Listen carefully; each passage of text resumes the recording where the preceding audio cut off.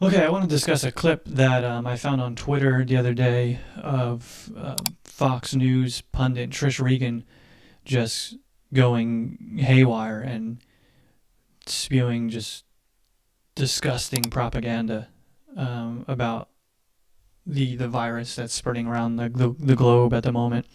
And this is the real virus that is really infecting millions of people.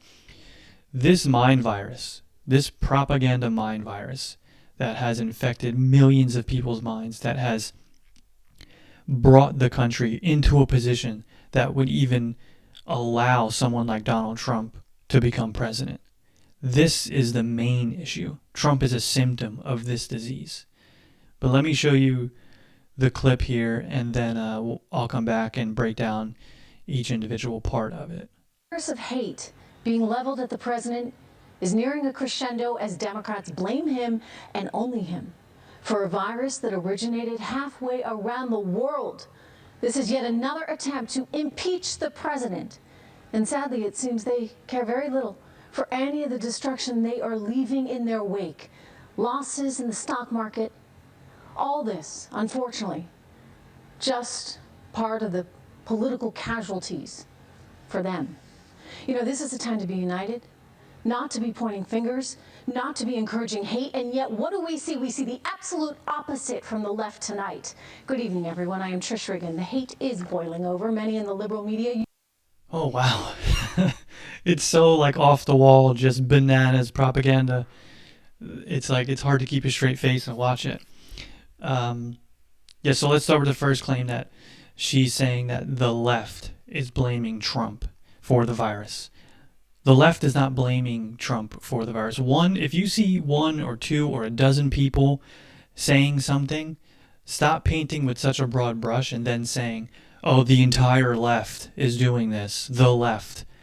It may be like 6 people that you saw on TV make a comment. That's not the left. And 2, they're not blaming Trump for the virus. They're blaming the way he's handled the virus. They're blaming the fact that the WHO came to Trump's CDC and offered their test to be used here in America for the coronavirus, and they denied it. They didn't want it. They said that they'd come up with their own, and they haven't come up with their own in enough time. And now we're completely short on tests, and places aren't getting the tests that they need, and medical officials aren't being able to do their jobs because the federal government and Trump's CDC has failed getting this test out. Okay? And then we throw in the fact that then she says that then you go to the part where Trump is going on and all these just outlandish, just completely bizarre instances of him talking about coronavirus to different news outlets, and he's going around just spewing just bizarre drivel, and it does nothing but stoke more panic into people because you realize how inept the man is at handling a real scenario like this, a real crisis. He's completely ill-prepared and unqualified to handle the office. We've all known that from the start, but now that a real crisis is at hand, some other people are actually starting to see that this man is in over his head. And then she throws in that they're trying to impeach, another thing they're trying to impeach him with. I mean, that's just tongue-in-cheek, I'm sure. No one's trying to impeach him over this. And then she goes to the stock market. They're doing this to intentionally hurt the stock market, to bring down the economy. 1, the stock market isn't the end-all, be-all of the economy. 2, I don't think the Democrats need to do anything to disrupt the markets. I think over 100,000 people worldwide infected with the virus will do that. I think 4,000 people dead worldwide will do that. I think people not going to work because in fear for contracting the virus or quarantining themselves or Italy shutting down the entire country. I think that is going to disrupt supply chains, and that is going to disrupt the markets. Real world stuff. So please, it's just the propaganda is just, it's astounding, and it works on some people. So let's go back to the video, and then I'll come back and I'll break down each individual point she makes here. Using, and I mean using, coronavirus in an attempt to demonize and destroy the president. I don't think the president is capable of telling us the truth about the coronavirus. One, why would you think he is capable of telling the truth about the coronavirus, or anything for that matter? So what is she showing us there? Nothing. What gives anyone any iota that this man tells the truth about anything?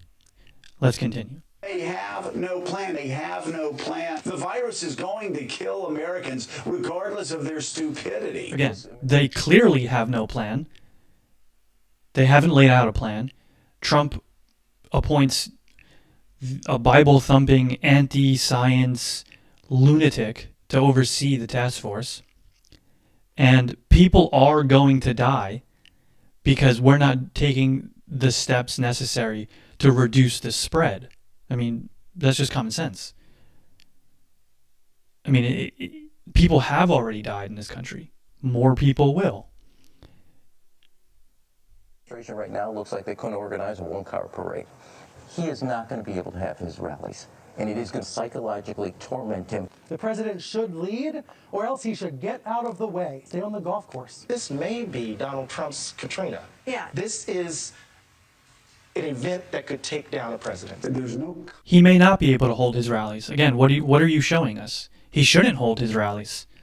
Right? There are entire countries like Italy that are closing down. Parts of China and major cities like Wuhan, where it originated, were completely shut down. So he shouldn't hold his rallies, and I don't think he will. Again, what are you showing us? And this could be a turning point moment, a moment where many people realize that, you know, having a clown in the Oval Office eventually has real-world consequences. It's not just all fun and games. You know, I think I'm reminded by a quote from Pericles when he says, you know, you may not take an interest in politics, but that doesn't mean politics won't take an interest in you. And this is one of those moments.